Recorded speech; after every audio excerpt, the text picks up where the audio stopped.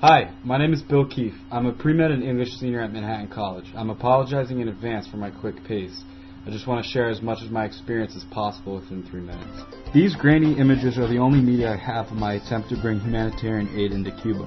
On December 29, 2009, I got deported from Havana after being detained and interrogated for 8 hours in the airport. I was legally in Cuba with a humanitarian license from the Treasury Department, carrying over 11 kilos of much-needed medical supplies. 2 weeks after this incident, I was shocked by the images and news from the devastating 7.0 magnitude earthquake in Haiti.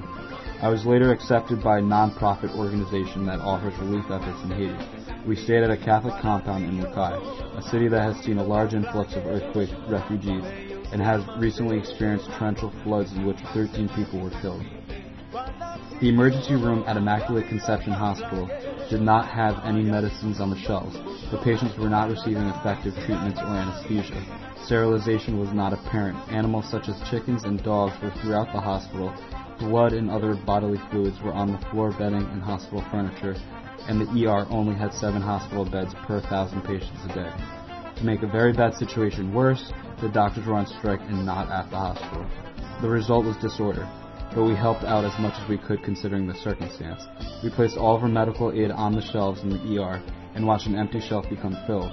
Our nurse implicated over 30-plus years of medical experience, while the non-medical professionals offered assistance in applying topical medical treatment, consulting patients, help with the nurses, sanitation practices, taking vitals, and applying triage.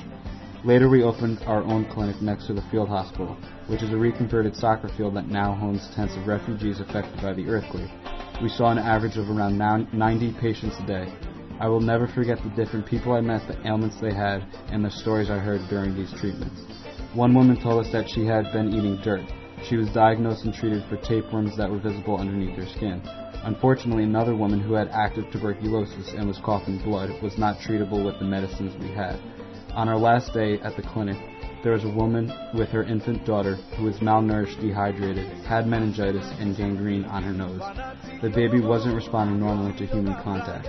She was fed formula and pure water while we waited for the director to provide transportation to the hospital and make sure that the child got proper treatment for the meningitis. The hospital, of course, did not have medicine to treat meningitis. Fortunately, the pharmacy did. People always say that things happen for a reason. I can't help but think that this is true of my deportation from Cuba.